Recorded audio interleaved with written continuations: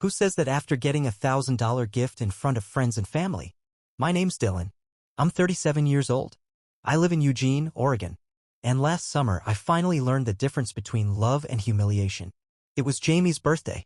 Backyard setup, nothing fancy, folding chairs on the lawn, her sister on the grill, a Bluetooth speaker playing old 90s hits low enough for small talk to float over it. A few of her coworkers, some neighbors, her parents. The kind of crowd where you're not really trying to impress anyone, but you also iron your shirt just in case. I had the envelope in my back pocket for over an hour, waiting for the right time. When Jamie finally sat down with her sangria, I walked over and handed it to her. "Happy birthday," I said, and I kissed the top of her head. She opened it right there, casually, in front of everyone. Pulled out the voucher, printed on thick cardstock, with gold trim. A full weekend spa retreat in Ashland. $2,000 prepaid. It had taken me 6 months to save for that, but I wanted her to have something that felt like peace. Like rest. She looked at the voucher, then glanced at the little card I'd stuck in behind it. It wasn't much. Just a few lines. "You give so much. I hope this helps you take something back."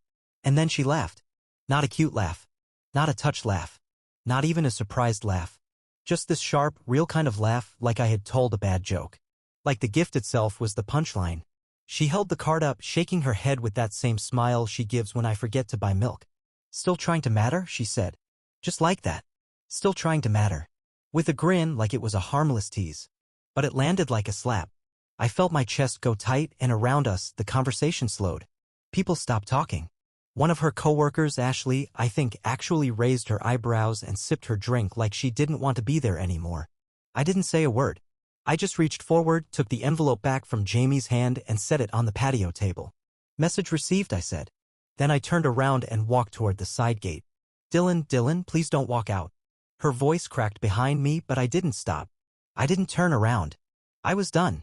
Done being the guy who got clapped on the back in pity. Done being the joke at the party. It didn't even matter that it was her birthday. That moment was mine. Because I finally saw it. It wasn't the gift she was laughing at. It was me. It had always been me. And maybe that was the worst part, not that she made me look like a fool in front of everyone. But that when I walked away, people would talk about how dramatic I was. How I couldn't take a joke. How I ruined the mood. She got to laugh. I got to be the problem. And the kicker? She never even said thank you. Let that sink in. A $2,000 gift. 2 months' worth of her bills covered. And the only thing she said was a joke at my expense. It's funny in hindsight. Everyone talks about red flags, controlling behavior, jealousy, lies. But no one tells you about the smile someone gives you right after they gut you in front of a crowd. That night, I sat in my truck for over an hour before I drove home. Just sat there. Hands on the wheel, headlights pointed at nothing. And I thought, maybe the punchline wasn't the joke. Maybe it was me. But not anymore. She tried to talk to me that night after the party. I'd come back home late after driving around aimlessly for hours. When I finally walked in, she was sitting on the couch in her pajamas, knees tucked under her like some innocent kid waiting for her dad to scold her. The envelope with the spa voucher was sitting on the coffee table, unopened again, like maybe it was waiting for a second chance. "I didn't mean it like that," she said softly as I kicked off my shoes. I didn't answer. Just walked straight to the kitchen and grabbed a glass of water. I wasn't in the mood. Not for her voice, not for her excuses, and definitely not for her sudden sweetness. I was just teasing, she called after me. "You know how I get when I'm nervous, being the center of attention and all." I stared at her for a second from the hallway. "Jamie," I said, voice low and tired, "I'm not in the mood for your games." She looked wounded, like I'd smacked her. But I didn't care. For once, I didn't rush to fix the mood. I went straight to bed and locked the door behind me. The next few days were strange. She got nice. Not just regular nice. Extra nice. Like stepford wife levels. She made dinner every night, actual dinner. Not just heating up frozen dumplings or ordering Thai. I'm talking chicken marsala, roasted veggies, even a pie one night. Peach. My favorite. She kept bringing up little memories. "Remember the cabin in Bend?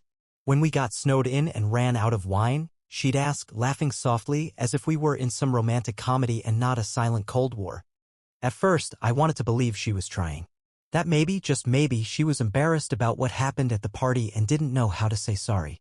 But after the third night of her humming in the kitchen and brushing against me accidentally while handing me a plate, I realized something. She never actually apologized. Not once. She never said, "I'm sorry for embarrassing you." Never admitted what she did was cruel. She just acted like it hadn't happened. Like she could rewind the clock by seasoning my steak right and wearing the hoodie she knew I liked. But I wasn't forgetting. Not this time. Then I started noticing other things. Her phone. It was never out in the open anymore. She used to leave it charging on the kitchen counter, flipping it over to check recipes or scroll through Pinterest. Now it was always face down. Always on Do Not Disturb. One night I asked about it. Casually, "You on some kind of social detox?" I joked, nodding at the black screen sitting untouched beside her salad. She didn't miss a beat. "Just trying to stay present," she said with a soft smile. Present, right? That was rich coming from someone who laughed me off the stage of her birthday. Then came the call. It was a Thursday night, around 9. We were both home. I was watching a show, she was reading or pretending to. Then her phone buzzed once, briefly. She glanced down, said, "Work thing," and stood up. "At 9 o'clock? I asked, not even bothering to sound casual. "Yeah, we've got a campaign deadline. I'll be right back." She walked outside onto the back porch. I muted the TV and waited. The door was thin.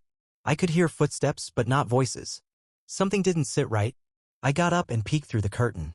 She wasn't talking. Just pacing. Holding her phone in both hands, looking down at it with a soft little smile. She'd type something, stop, then start again.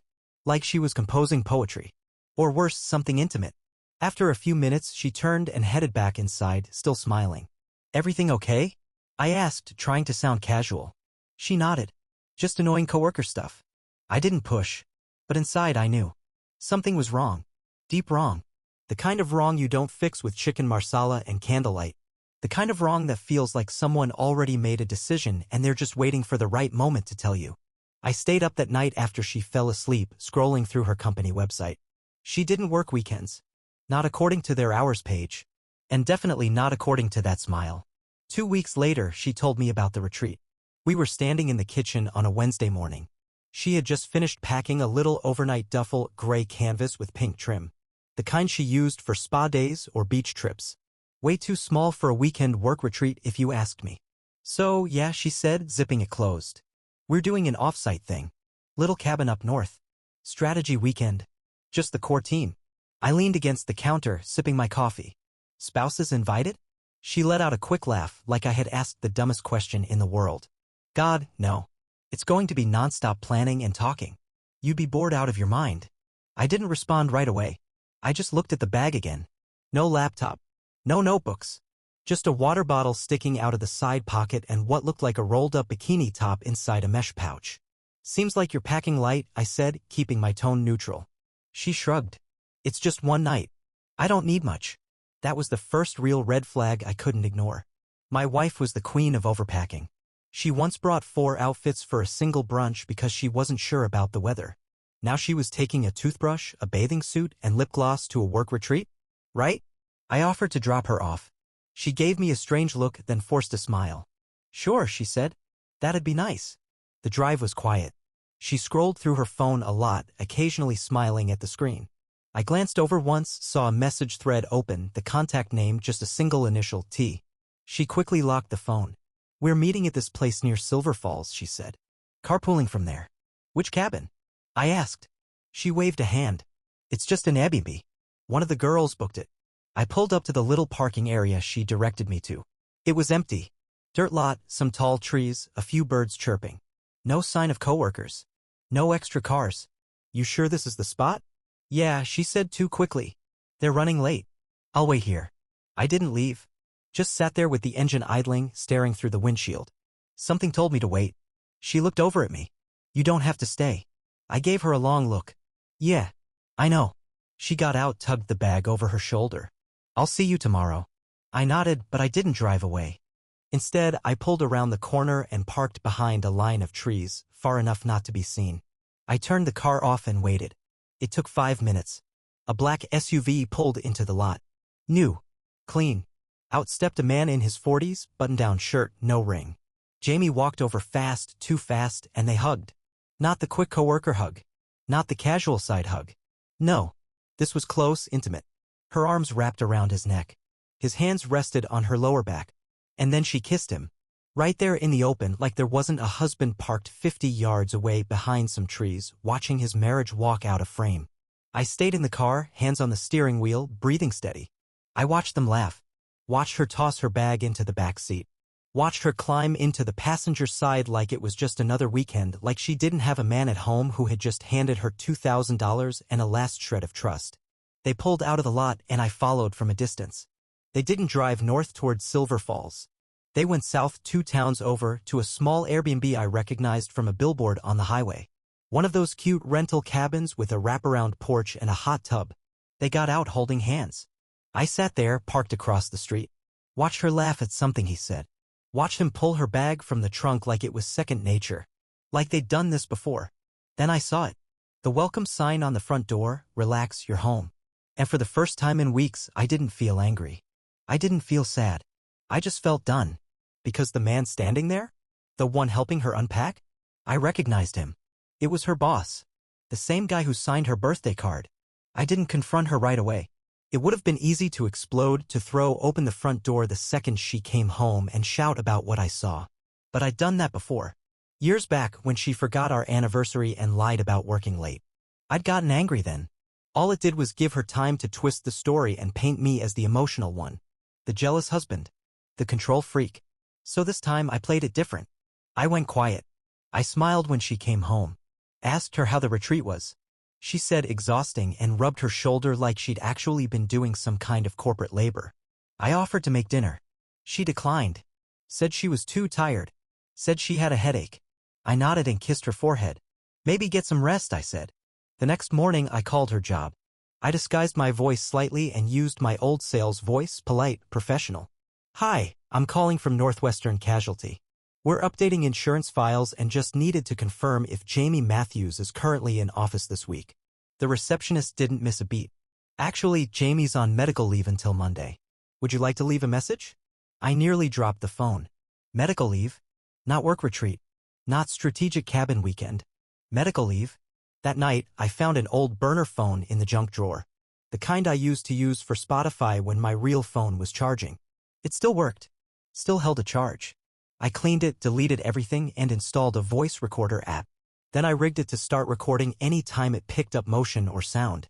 At 2 a.m. while she was asleep, I slipped outside, opened her car door with the spare key, and taped the phone under the driver's seat. Out of view. Wires tucked up and secure. And then I waited. 2 days later, she used the car again. Said she had a client lunch. Left around 11 in a cute black top and fresh lipstick. No work bag. No files. I watched her from the window as she backed out. Calm. Confident. She didn't come home until nearly 5. After she fell asleep that night, I retrieved the phone. I sat in the garage, listening in the dark, my thumb hovering over the playback bar. The audio was clearer than I expected. I heard the car door open.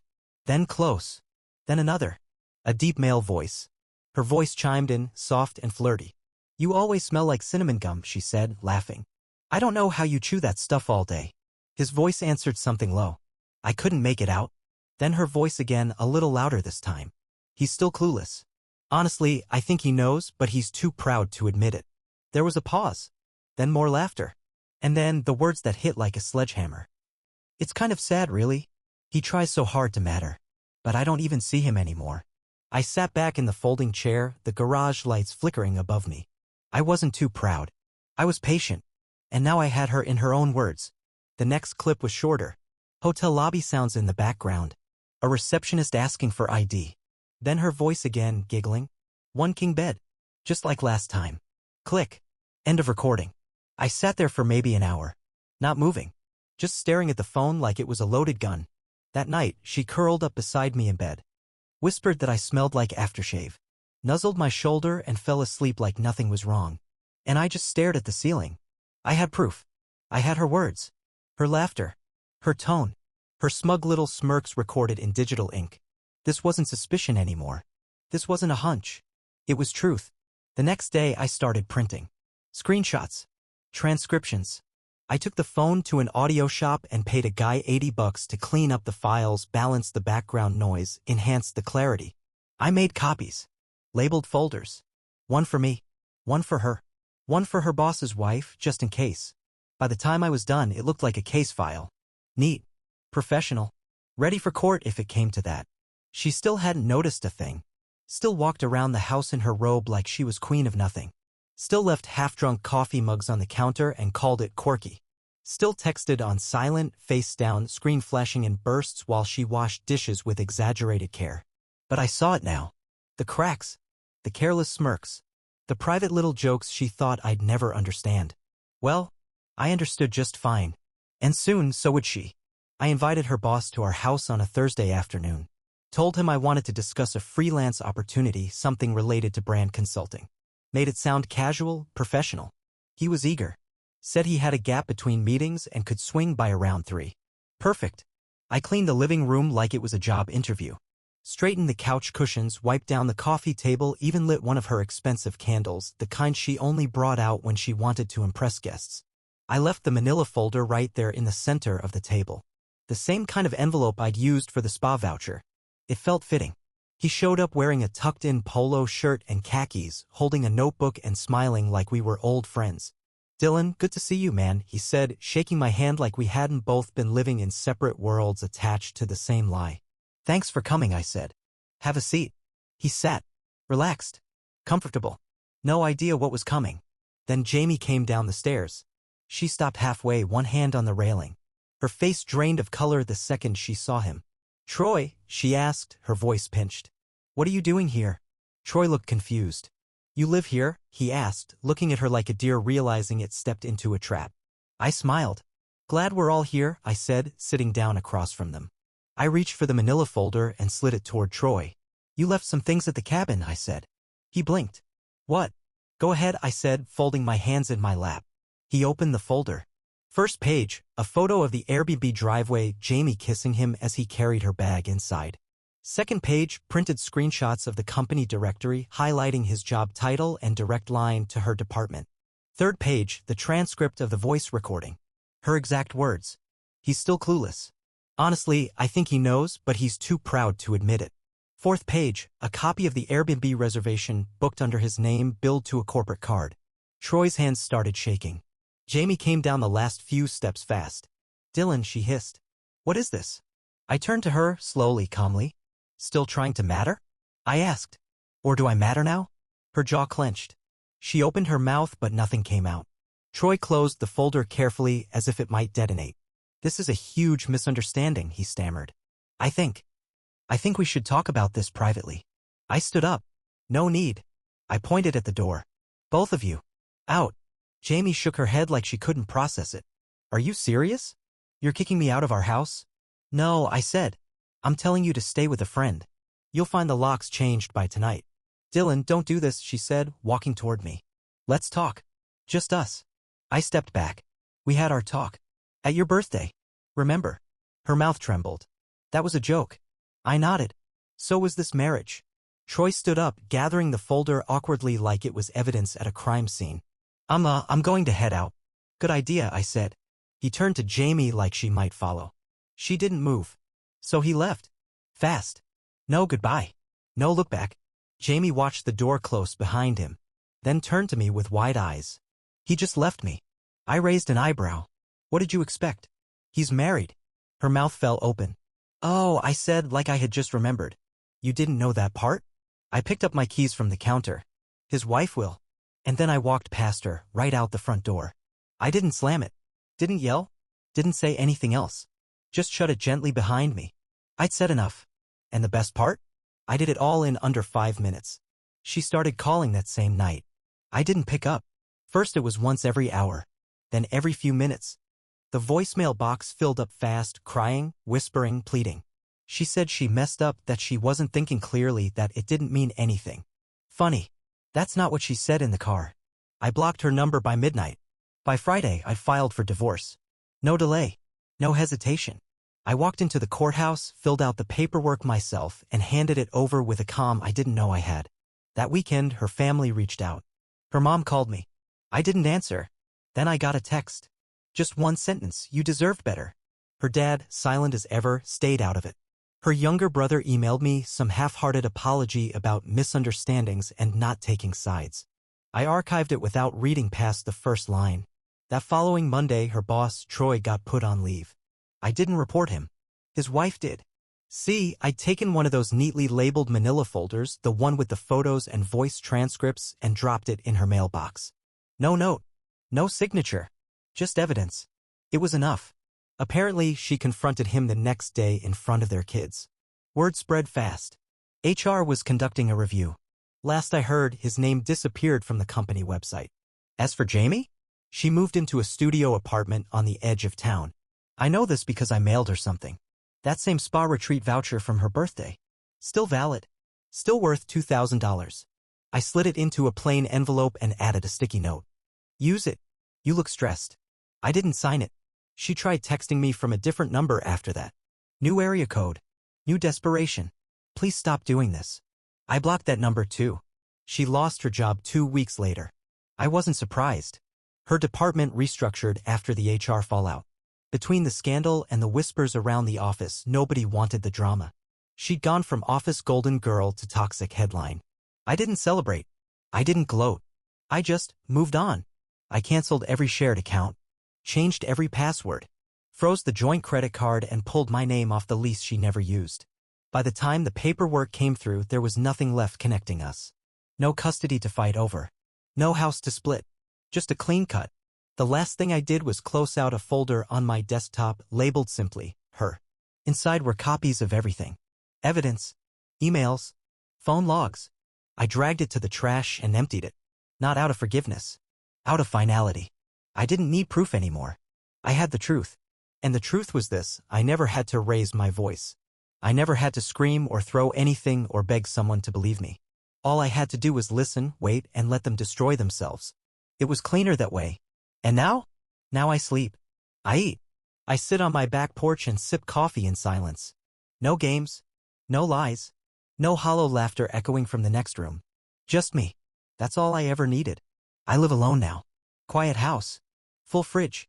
No dishes piled in the sink, no random shoes by the door that aren't mine. Just stillness. And peace.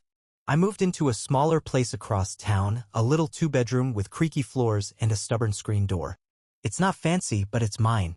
The lease is in my name only. The bills too. No more shared anything. I got a new job. Nothing glamorous.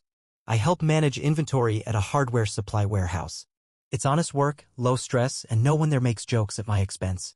They call me D or man, not still trying to matter. And honestly, that's enough. Sometimes I still hear her in my head. Not her voice exactly, but the voicemail. The last one she left before I blocked her for good.